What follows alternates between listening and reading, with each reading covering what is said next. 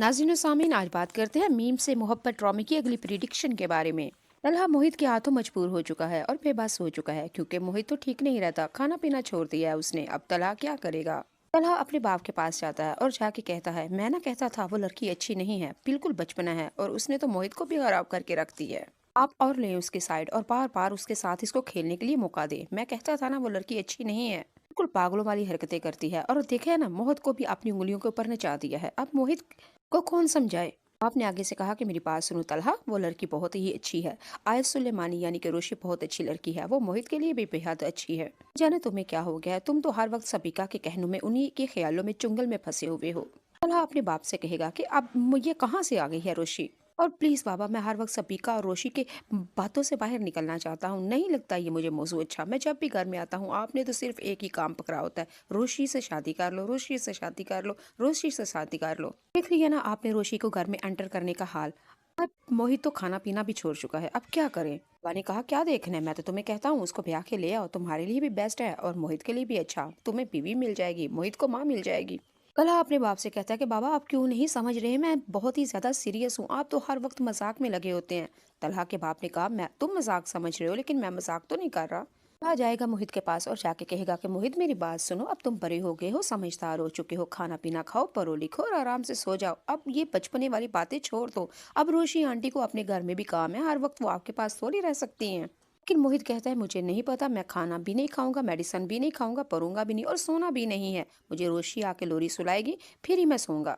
कलह करे तो क्या करे, आखिरकार अपने बाप के पास जाता है दोबारा से। बाप ने कहा, मुझे नहीं पता, मुझे बाहर निकालो अपने और रोशी और मोहित के चक्कर से। तुम जानो, मोहित जानो और रोशी जाने। कल्हा अब हो जाता है बेबस और वो जाएगा रोशी के घर में और जाके दस्तक देता है। बाबा ने दरवाजा खोला। बाप ने पूछा, हाँ जी। तलहा ने कहा, मैं रोशी से मिलना चाहता हूँ। बाप ने कहा, वो तो अपने कमरे में है। तलहा ने कहा, अगर आप मुनासिब समझे तो मैं उससे अंदर जाके मिलूं। बाप ने कहा, नहीं, आप इधर हमारे दरमियान में बैठे, मैं रोशी को बुलाता हूँ।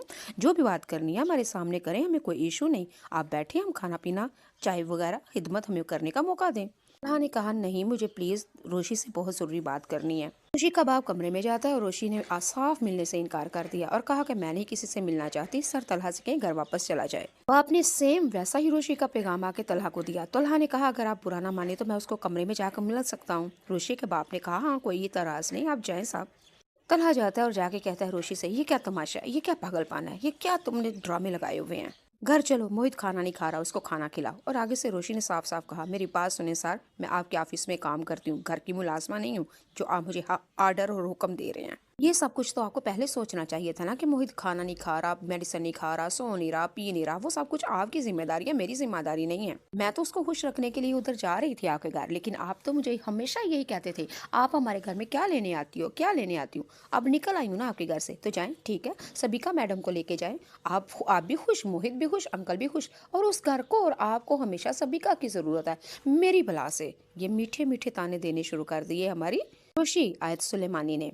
रोशी तलहा के ऊपर ये ताने कस रही थी और सब बेचारा तलहा खामोशी के साथ सुन रहा था। अब करे तो क्या करे। तलहा फिर कहेगा रोशी से कि ठीक है, मैं माफी मांगता हूँ, मैं मासत करता हूँ, सॉरी, अब तुम्हें मेरे साथ चलना होगा।